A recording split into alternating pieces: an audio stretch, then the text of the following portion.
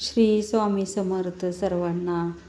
बघा, देवपूजेला हिंदू धर्मात खूप महत्त्व आहे आणि देवपूजा केल्यानंतर ना आपलं मन प्रसन्न होतं आणि आपलं मन एकाग्र होतं, शांत होण्यास मदत होते। बघा, देवपूजा केल्यानंतर ना किंवा कोणताही मंत्र म्हणल्यानंतर ना किंवा एक स्तोत्र म्हणल्यानंतर ना आपलं मन एकदम आनंदित व शांत होत असतं आणि घरात पण एकदम वातावरण प्रसन्नतेचं निर्माण होत असतं।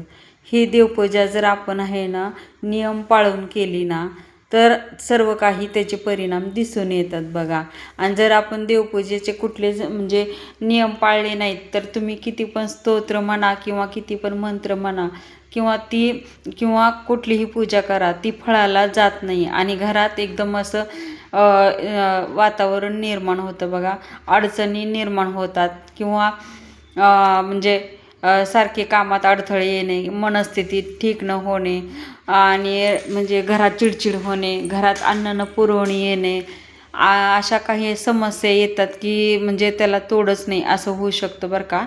त्याच्यामुळं आपल्या घरात देवपूजा एकदम नियमाने आणि म्हणजे आपल्या जे काही नियम आहेत ते नियम पाळून जर केली तर तुम्ही जे काही मंत्र म्हणता व किंवा पूजा करतात त्याचं फळ लगेच्या लगे तुम्हाला मिळेल।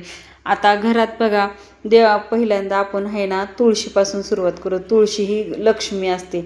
आपण की नाही तुळशीला आहे ना आंघोळ न करता हात नाही लावला पाहिजे। बघा, आणि आंघोळ न करता तुळशीला पानं किंवा आपण पूजेसाठी जे काही पानं घेतो म्हणा किंवा तुळशी आपण कृष्णाला किंवा विष्णूंना अर्पण करतो ते आपण आहे ना तोडली नाही पाहिजे आंघोळ न करता। आता पूजा करताना बघा, आपण सगळे देव एकत्र घेतो आणि एकदमच सगळ्या देवांना आंघोळ घालतो आणि आंघोळ घातल्यानंतर बघा, आता आपण एका देवाला आंघोळ घालत आहे तर त्याचे शिंदोडे आपण दुसऱ्या मूर्तींवर उडत आहेत। बघा, म्हणजे एका देवाचं खरकटं पाणी दुसऱ्या देवांवर उडतं आणि असं केलं तर हा दोष निर्माण होतो। बघा, म्हणजे देवाला आपण आता स्वतः आंघोळ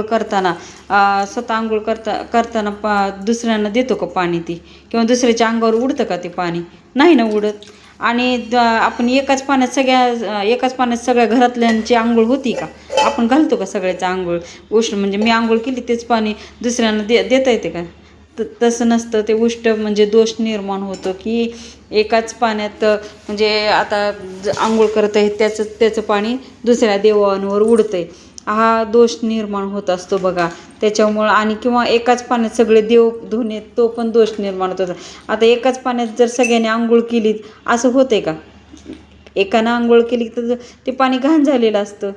त्याच्यामुळं देवपूजा करताना देव धुताना नियम पाळले पाहिजेत की सगळ्या देवांना एकत्र आंघोळ न घालता आपण बघा एक ताट घ्यायचं आहे, त्या ताटामध्ये एक मूर्ती ठेवायची आहे। मूर्ती ठेवल्यानंतर त्या मूर्तीला स्नान घालायचं आहे किंवा पाणी घालायचं आहे।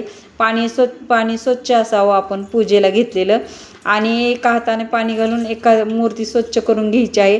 ती मूर्ती आपण दुसऱ्या ताटात किंवा कशात पण तुम्ही ठेवू शकता आणि ते खालचं पाणी फेकून म्हणजे एकत्र करायचं आहे। सगळ्या देवांचं पाणी एकत्र करून नंतरनं तुम्ही झाडांना घालू शकता।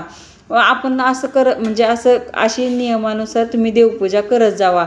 आता आजकाल तर देवपूजा करायलाच वेळ नसतोय, ज्यांचं बिझी शेड्यूल घरात देवपूजा होत नाही काही नाही, पण नित्य नियमानं देवपूजा ही केली पाहिजे बघा घरात। त्याच्यामुळं सकारात्मक वातावरण निर्माण होतं। एकमेकांच्या देवांचं उष्ट होत असतं बघा पाणी, त्याच्यामुळं उष्ट्या पाण्यानं दुसऱ्या देवांना आंघोळ घालणे हा खूप दोष निर्माण होतो।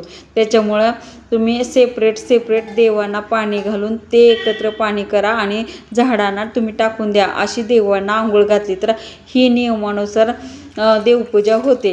नाहीतर सगळे देव एकत्र घेतले आणि त्यालाच एकत्र सगळं पाणी हे केलं। आपण असंच करतो का घरात की सगळेजण एकत्र आले आणि सगळ्यांनी एकत्रच आंघोळ केली, एकाच पाण्यात आंघोळ केली? तसं न करता सेपरेट तुम्ही आहे ना ताटामध्ये पाणी घालून आंघोळ घालून देवांना पण तशीच आंघोळ घालून शास्त्रशुद्ध पद्धतीने देवपूजा करा। तुम्हाला बघा नंतर देव सगळे कॉटनच्या कपड्याने स्वच्छ पुसून घ्यायचे आहेत आणि देव्हाऱ्यात ठेवून तुम्ही देवपूजा करू शकता।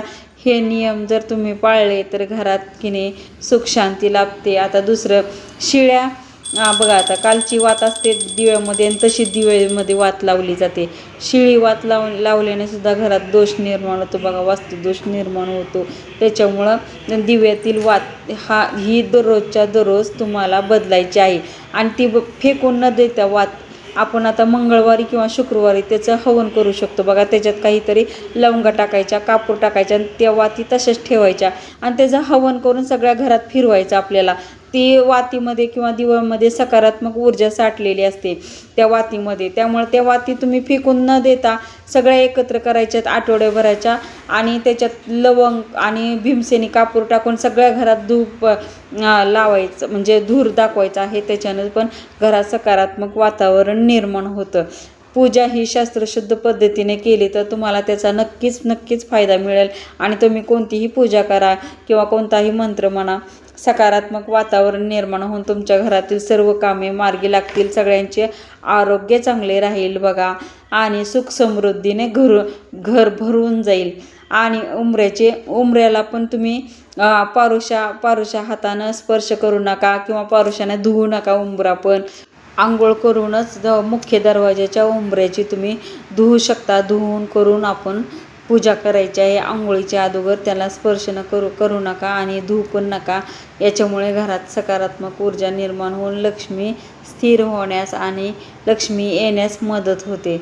त्याच्यामुळं आपल्याला जेवढे होतील तेवढे आपल्या हातनं तेवढे नियम पाळायचे आहेत. आणि हे नियम साधेच आहेत, खूप काही अवघड नाहीत. तुम्हाला सहजासहजी आपल्या घरात पाळता येणार आहेत असेच नियम आहेत. तुम्हाला जर माहिती आवडली असेल तर मला कमेंट करून नक्की सांगा.